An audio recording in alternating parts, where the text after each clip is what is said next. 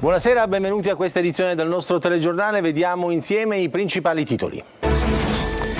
C'è anche il tycoon britannico Mike Lynch fra i 6 dispersi nel naufragio della barca a vela avvenuto stamattina nel Palermitano. Recuperato il corpo di uno dei morti, era il cuoco dell'imbarcazione. In 15 sono stati salvati, tra questi la piccola Sofia, la mamma. L'ho tenuta forte, stretta a me. E mentre continuano le ricerche, la Procura di Termini Imerese ha aperto un'inchiesta sulla tragedia causata da una tromba d'aria. Il racconto dei pescatori: mai visto niente del genere, abbiamo trovato solo i rottami. Il sindaco di Santa Flavia, tutto il paese si è mobilitato. Maltempo, bomba d'acqua anche nella Sicilia orientale, colpito in particolar modo il Catanese, chiuso per qualche ora l'aeroporto di Fontanarossa. Uova contro runner e ciclisti che si allenano sul lungomare di Gela. Da qualche giorno un gruppo di teppisti ha preso di mira gli sportivi. Catania, al vio il piano di rimozione della cenere arabica con spazzatrici, punti mobili, isole ecologiche e la raccolta porta a porta. Domani sarà possibile esporre i sacchetti con la sabbia nera. Fenicotteri che si avventurano tra i bagnanti delle coste ragusane. A spingerli fuori dal loro habitat c'è però la siccità. Calcio, il Catania batte il Crotone ai rigoni e supera il turno di Coppa Italia di C. Prossimo avversario il Trapani. Toscano, vittoria meritata dei ragazzi.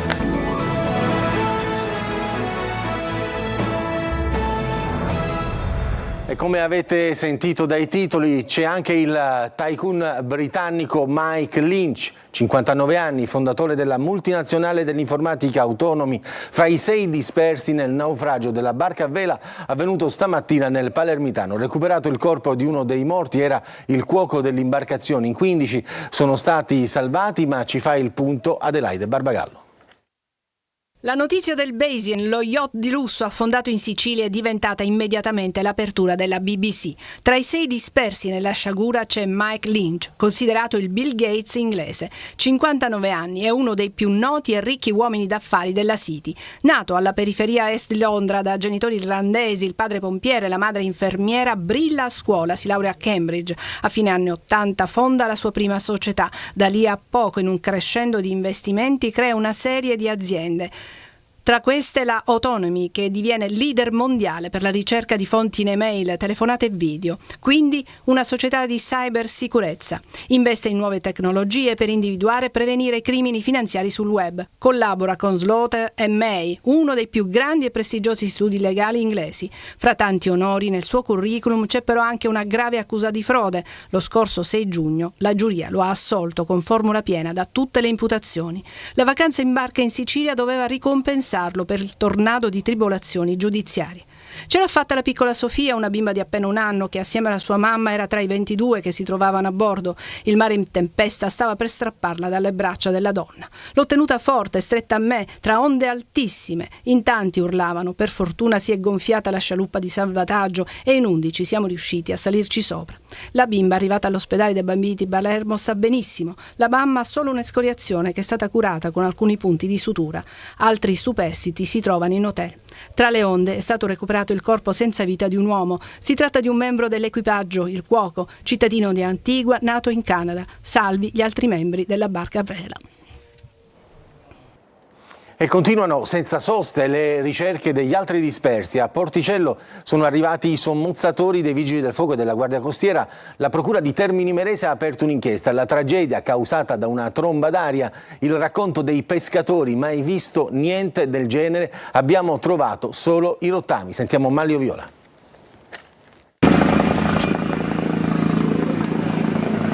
Sono quasi certamente rimasti intrappolati nelle cabine del Bayesian e per questo sono praticamente inesistenti le speranze di trovare sopravvissuti fra i dispersi del naufragio avvenuto all'alba nel Palermitano.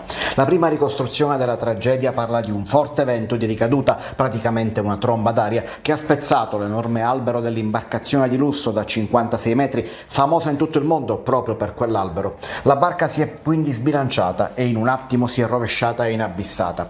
Si trova adesso a 46 metri di profondità. I soccorsi sono stati immediati anche perché l'imbarcazione era in rada a 50 metri dalla costa e dal distaccamento della Capitaneria di Porto. Un fenomeno raro quello che è accaduto, ma che era già successo un'altra volta a queste latitudini circa 9 anni fa. 10 anni fa mi è successo a mare a me con la mia barca. siamo andati a Capozaffarone quando è caduta la neve, l'abbiamo scampata di brutto. E ora è successo più forte ancora. Questa è, secondo me, una cosa che qua non si è vista mai. In America i piccoli tornadi io li chiamo. I pescatori di Porticello aiutano sempre, sono sempre partecipi a tutto, hanno fatto di tutto, hanno trovato qualche zattera che hanno aperto loro. Mi dispiace per questa gente che si è trovato per divertimento in quei momenti brutti della sua vita. Toccherà adesso ai vigili del fuoco del nucleo Speleo Sub e a quello del nucleo subacquei Guardia Costiera di Messina entrare nel relitto per recuperare proprio i dispersi. La Procura di Termini Imerese ha aperto un'inchiesta ed ha affidato le indagini alla Guardia Costiera, ma adesso alla tragedia si aggiunge anche il rischio disastro ambientale per effetto dei circa 18.000 litri di carburante che si sono sversati in mare nell'incidente, con tutti i rischi che questo comporta per la piccola comunità di Porticello, fatta non solo di turismo, ma soprattutto di pesca e pescatori. Ci siamo subito attivati per aiutare i sopravvissuti che sono sotto shock, così il sindaco di Santa Flavia, Antonio Napoli. Tutta la comunità sotto shock da questa tragedia che ha sconvolto la nostra cittadinanza. Dalla prima mattina ci siamo subito attivati con beni di prima necessità, da indumenti all'intimo, ad attivarci per trovare un hotel che potesse ospitare i superstiti. Stiamo ospitando la struttura Dominal ex Zagarella, che hanno dato la massima disponibilità, visto l'emergenza, e da subito ci siamo attivati. Li ho incontrati, li ho visti, ma erano sotto shock, quindi veramente erano senza parole, non avevano nemmeno la forza di parlare, soprattutto il comandante della barca era veramente sotto shock. La maggior parte si è già rientrata dall'ospedale, abbiamo organizzato il transfer e siamo andati a prenderli sia in ospedale a Termini Imerese che a Palermo e sono in hotel. In serata gli ultimi 4 che sono stati dimessi poco fa dall'ospedale di Palermo raggiungeranno anche gli altri presso la struttura del Domino. E ora l'altro maltempo, le piogge che stavolta hanno interessato anche Catania, disagi all'aeroporto Fontanarossa e lungo la costa ionica tra Furci Siculo e Taormina sulla A18. Angelo Gaiano. La pioggia e il vento sono arrivate anche a Catania con un violento acquazzone che ha rilasciato al suolo una quantità d'acqua tra i 15 e i 20 mm. Condizioni climatiche che hanno reso necessario la chiusura dell'aeroporto Fontanarossa per circa un'ora con conseguenti disagi per i voli in arrivo e in partenza. La situazione è comunque rientrata.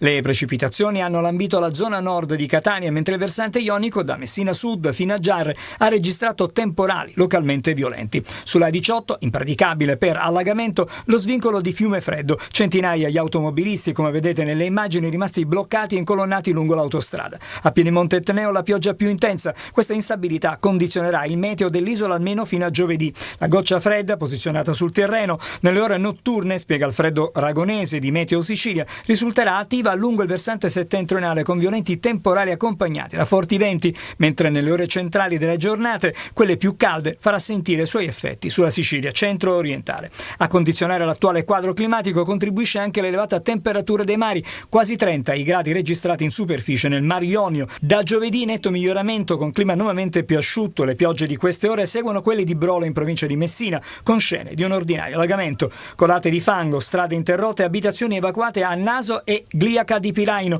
dove in meno di 2 ore sono caduti 100 mm d'acqua. Purtroppo solo il 10% del territorio siciliano ha beneficiato delle piogge, il restante 90% continua ad allenare l'acqua del cielo. E con le prime piogge a Catania, tra gli altri, si ripresenta il problema dello sbarramento dei corsi d'acqua nella zona industriale, sbarramento che potrebbe creare allagamenti. Giusy Lazzara.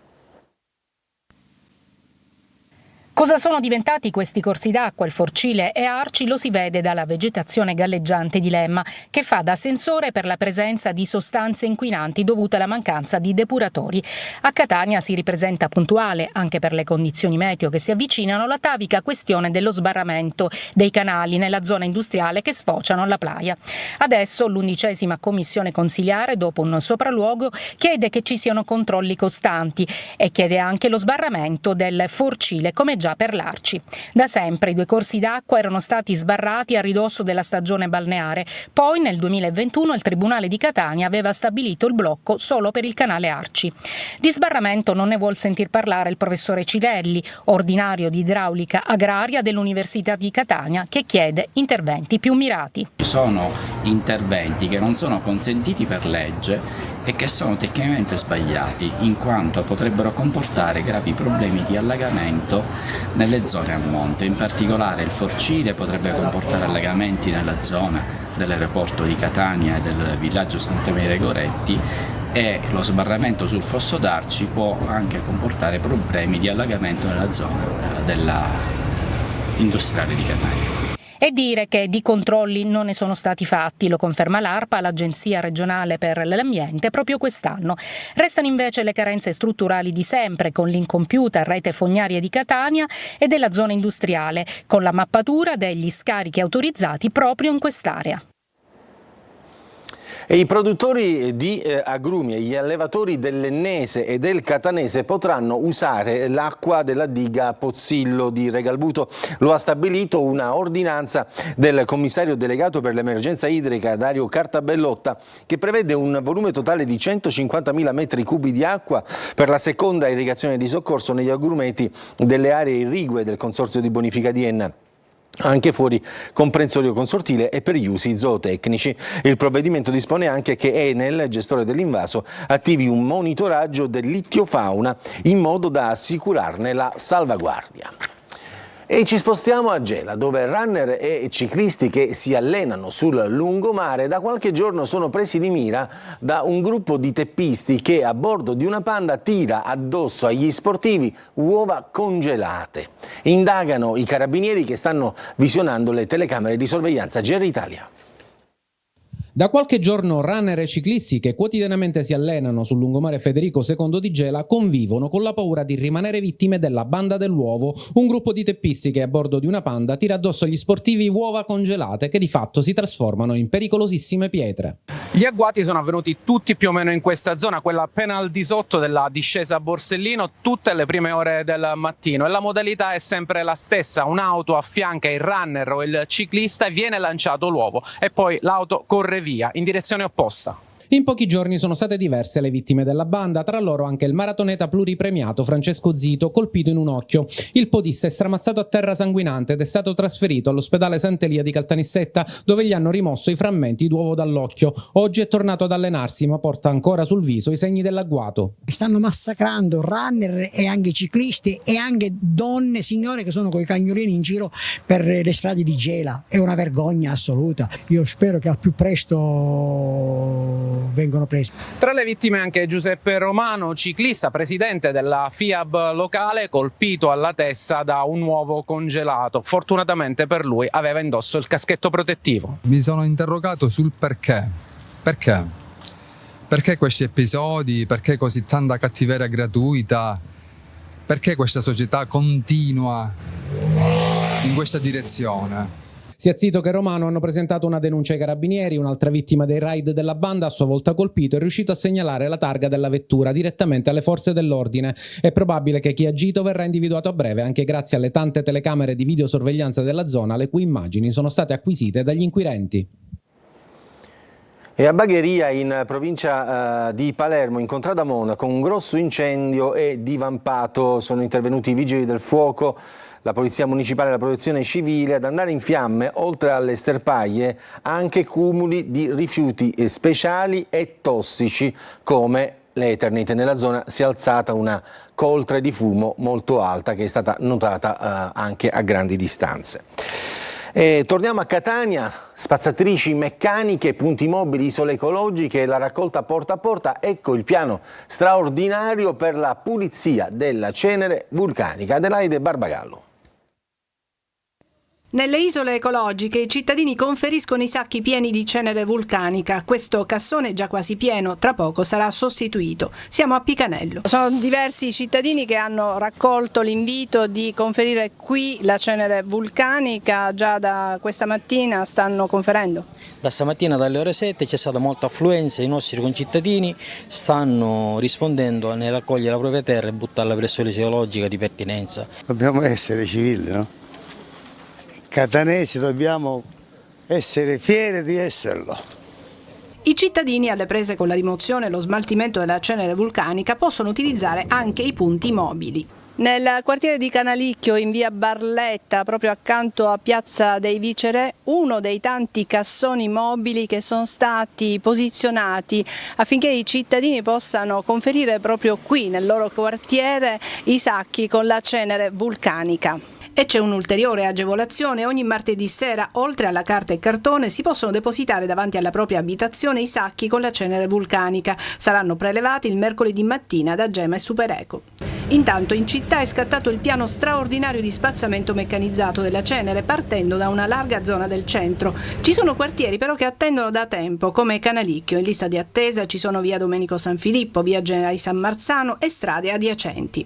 Lo sforzo organizzativo dell'amministrazione comunale per una città più pulita chiede collaborazione ai cittadini nel corretto smaltimento di cenere e rifiuti e nel rispettare i divieti di sosta. E a Caltagirone, in provincia di Catania, un uomo di 33 anni è stato sottoposto all'obbligo di firma. Si è presentato, potremmo dire senza vergogna, agli agenti del commissariato di pubblica sicurezza alla guida di uno scooter rubato ed è stato perciò denunciato per ricettazione. A scoprire la provenienza furtiva del mezzo sono stati i poliziotti, compiendo accertamenti anche attraverso il numero di targa e con la collaborazione del distaccamento della polizia stradale.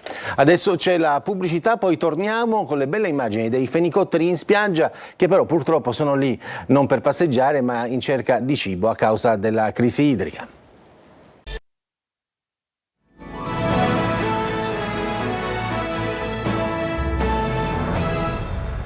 I fenicotteri che si avventurano tra i bagnanti delle spiagge ragusane, un incontro suggestivo e pieno di fascino, però a spingerli fuori dal loro habitat naturale è la siccità. Veronica Barbarino.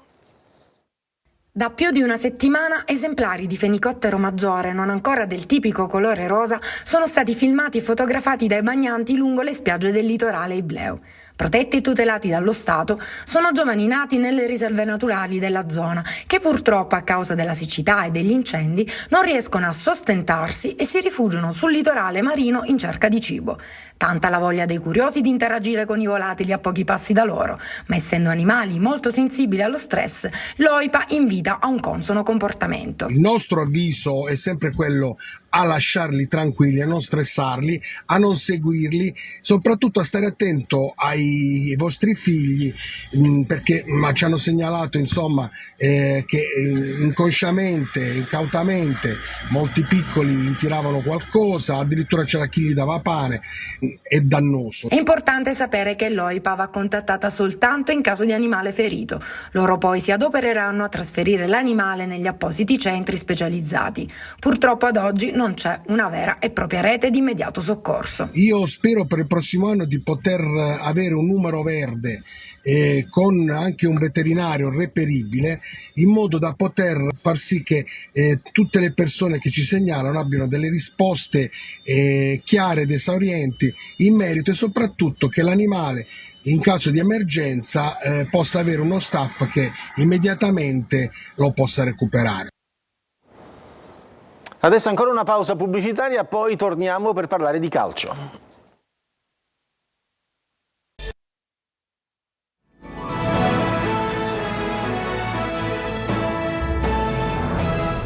Ultima parte del nostro telegiornale è dedicata al calcio. Il Catania vince con il Crotone in Coppa Italia DC e nel prossimo turno attende il Trapani per l'allenatore toscano e una vittoria meritata. Marco Carli.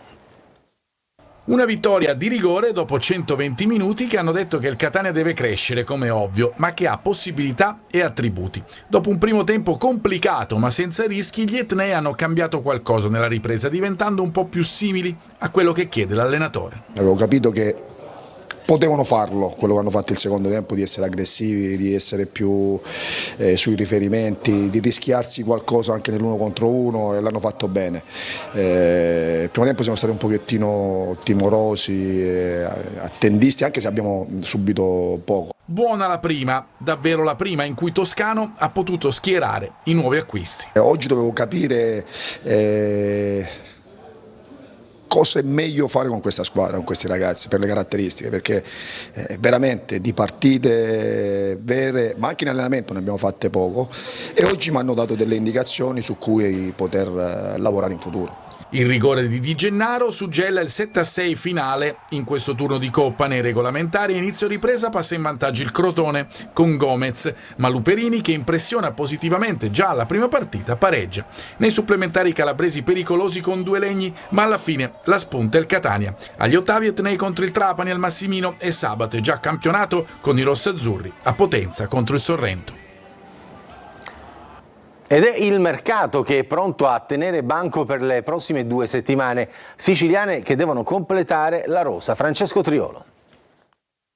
La sconfitta di Brescia, l'infortunio di Gomis e che i 2 fattori che incideranno sul mercato del Palermo negli ultimi giorni di agosto. Il DS De Santis si è messo al lavoro per trovare un sostituto del portiere. Si valutano Silvestri, Consigli e Costil, esperto francese che nella scorsa stagione ha indossato la maglia della Salernitana e al momento è svincolato. In difesa l'obiettivo è Federico Ceccherini del Verona, mentre servono sempre un altro attaccante e un esterno offensivo. In casa Catania è fatta per Adriano Montalto e Caleb Jimenez. I 2 calciatori sono ormai prossimi a vestire la maglia rossazzurra. In occasione della gara di Coppa contro il Crotone erano già presenti al Massimino sugli spalti. Jimenez rientra nell'affare che ha portato Teio alla Salernitana. Montalto, lo scorso anno alla Casertana, 12 gol in 27 presenze, va a rinforzare il reparto offensivo, dove Faggiano è vicino alla definizione con un altro attaccante, Mattia Finotto, classe 92, lo scorso anno uno dei protagonisti della promozione della Carrarese. Il Trapani, prossimo avversario del Catania in Coppa, ha già vinto un derby con i rossazzurri, quello sul mercato per l'esterno offensivo Davide Merola, di proprietà del Pescara. Sul mancino scuola Inter c'era infatti la settimana anche il Catania, un gran colpo per il club di Antonini dopo quello di Lescano e di Carriero. A Messina è ufficializzato l'ingaggio di Francesco Rizzo, il difensore 26enne che lo scorso anno si è diviso tra Turris e Racanatese. In uscita c'è Domenico Franco, il centrocampista che ha chiesto la cessione, dovrebbe andare al Picerno, ma è arrivato stretto, i nodi sono altri e sono rappresentati dal clima di contestazione che non accenna a diminuire nei confronti della proprietà. È tutto per questa edizione del nostro telegiornale, grazie per averci seguito, buon proseguimento di serata.